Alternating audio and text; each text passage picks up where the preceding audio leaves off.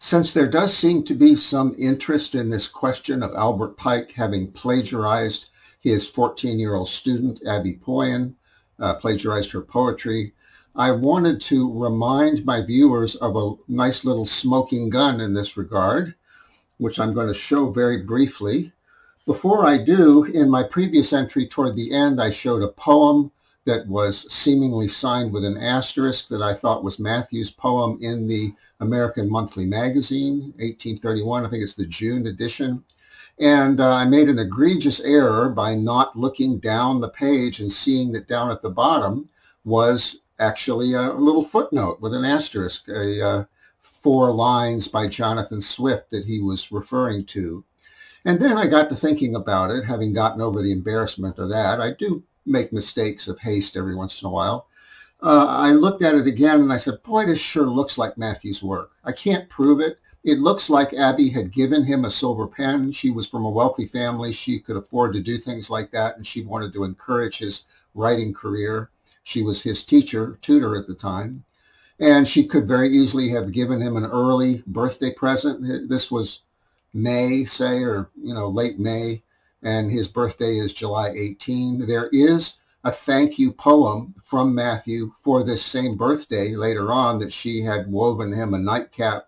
So she could have given him an early present of a pen, and he could have written this thank you poem. And the asterisk at the bottom could have been code, in other words, only she would know that he was actually signing as the asterisk as well as using it for double duty for the quote, which really isn't necessary. So with style and context and everything else and humor and so on, I'm saying this is probably Matthew, but can't prove it. So we have to leave it there. Now let's move on. There's, in addition to American Monthly Magazine, Albert Pike was publishing quite a bit of work in the Essayist. This is a young man's magazine published in Boston by a fellow named George W. Light, who apparently Albert Pike was friends with. Now, Matthew has a very heavy presence in this. Even though he was in New York, apparently he was sending to this Boston publication. And primarily, although not exclusively, I think he used 2 different pseudonyms. One of them was Franklin Jr., and as Franklin Jr., he, among other things, he extols the poetry of Francis Quarles, for those of you who are interested in the issue around the Raven. But he also signs as a star, as an asterisk, for the reviews. He does quite a few reviews. Most of them are short. Some of them are not. So this was when he first started using the star, writing reviews.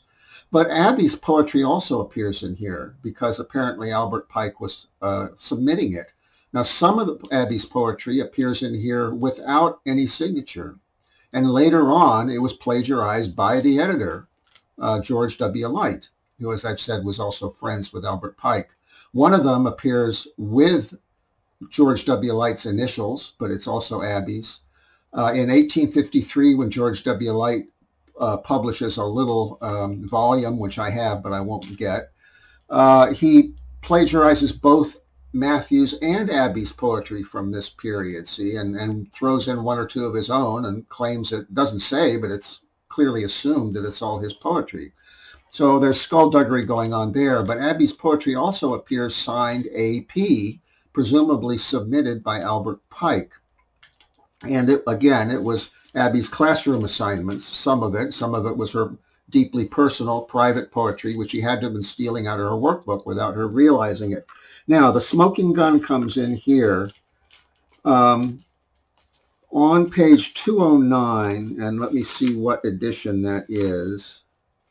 That is the June 1832 edition. So Pike is long gone. He's in Arkansas by this time, I believe, or nearly so. But still, apparently, he has some of Abby's class assignments, which he is continuing to submit now to the essayist. Presumably, that's how this is going down. Well, anyway, on page 209 in this June edition is a piece called Ode to the Mockingbird, which is here. And I think it's on this one. No, the other one, this one. I'm so dyslexic. So, and it is really magnificent. And this is the poem as Abby had written it. See, well, I'll put a little bit up on the screen as I usually do. I wanted this to be like a 5-minute entry. It's not going to be. O bird who dwellest in the lonely woods, far from all cities, where men dream of life, walking with blinded eyes, and dull care broods upon their withered hearts, and angry strife flaps her broad wings before the eyes of men, and gnaws upon their souls, and avarice halts out from his gold and misery piled den, and grasps men's souls with yellow shriveled hands, and shrinks them up, and filthy gods exalts to proud dominion, worse than pagan lands have ever bowed before.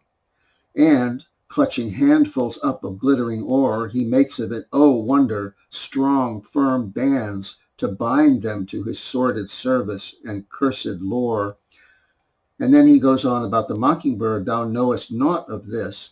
Thy home is in the thick-leaved trees, and so on. So she's been instructed to write probably in the style of Ode to the Nightingale about a mockingbird, and she starts out with a scathing critique of cities, and then contrasts that with the state of the free bird in nature. See, so that was Abby.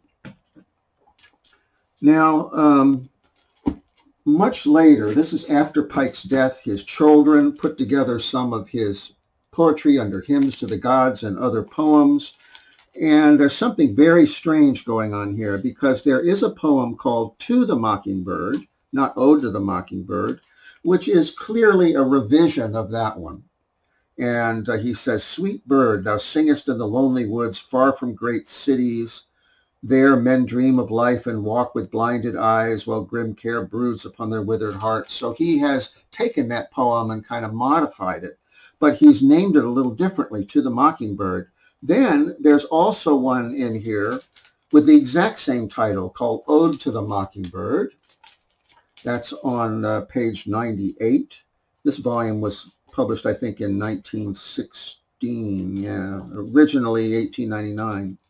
And that one is totally different, but clearly it's based on the first one.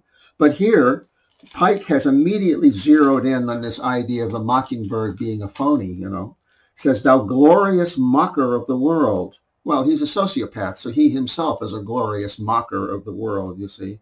And it's not nearly as good as the original, so he didn't improve this. See, he rewrote it, completely rewrote it, but clearly it's based on that.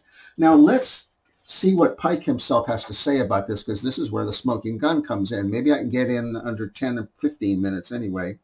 This is from a book called Passages from the Correspondence and Other Papers of Rufus Griswold. You've probably run across Rufus Griswold in connection with Edgar Allan Poe.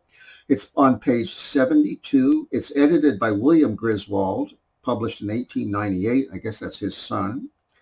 And this is, in brackets, introducing it, says this is an autobiographical memorandum by Albert Pike sent to Griswold for a sketch to be published in, quote, The Poets and Poetry of America, which is the kind of compilation with the little biographies and poetry of representative poets in America that Griswold would publish. So Pike was going to be represented, and Pike apparently sent him a memorandum with a little short autobiography. This part of it did not make it into that book. However, he says, I wrote the poetry which I published in my little book printed by George W. Light, partly in Santa Fe, partly in the mountains and prairie, and partly immediately on my arrival in Arkansas, which means after he had left Newburyport, where he was teaching the class that Abby was attending. That would have been after March of 1831 is when he left Newburyport. Then he says, the hymns to God, which it should be hymns to the gods, so he's mistyped his own title. The hymns to God, as originally published in Willis Magazine in Boston, meaning the American Monthly Magazine, same one, I wrote while keeping school at Fairhaven in the schoolroom during school hours. That's the class that he had before the one in Newburyport, immediately before. So he's saying he wrote these while he was actually in the classroom keeping school at Fairhaven.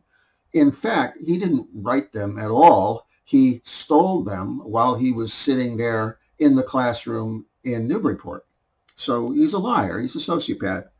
And he says, the poetry published in the Pearl, which I'm not familiar with, I wrote in 1833 while keeping school, all of it. So I don't know anything about that one. Then he says, to the Mockingbird, I wrote a day or two after my marriage. He was married in 1834. This came out in 1832, so he's lying.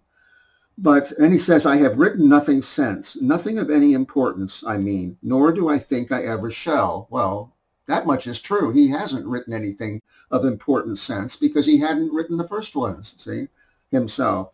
But he's lying about this. He didn't write that poem a day or two after his marriage, which I think was October of 1834, because we know definitely it was published in 1832, June, in the Essayist, see?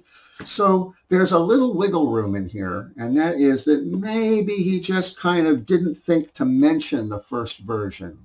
Maybe he was talking about this one, Ode to the Mockingbird, that his family published for him, which is a complete and total rewrite.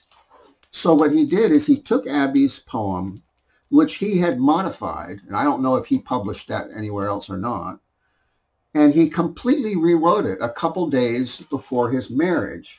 So when he talks to Griswold, he just conveniently omits the first one. So we don't have absolute 100% proof that he didn't write both of them. But in context, you have to take these things in context. In context, he stole Abby's poem, Ode to the Mockingbird, which was one of her class assignments, took it with him when he went to Arkansas, and then reworked it, sent it in after he got into Arkansas probably, or from wherever he was, to the essayist. And then 2 days before his marriage, she apparently had never seen it, so he completely reworked it and pretended that it was his. And she, of course, is supposed to be in love with him based on poetry that was actually written by a 14-year-old girl. This is not the first time this has happened, that Matthew and Abby's poetry has been used for romantic purposes, and the person being impressed has no idea of who actually wrote the poem, Well, I just wanted to be able to share that with you to show you that there is some pretty strong evidence that Pike was a liar and that he was a plagiarist. Again, there's a little wiggle room in there, but not when you look at the whole thing in context, and not when he rewrites it, it's worse. I think, objectively speaking, anybody looking at the two together who had a feel for poetry would say he didn't improve this. So when a plagiarist reworks a piece, he doesn't improve it, he makes it worse. That's just the nature of the beast.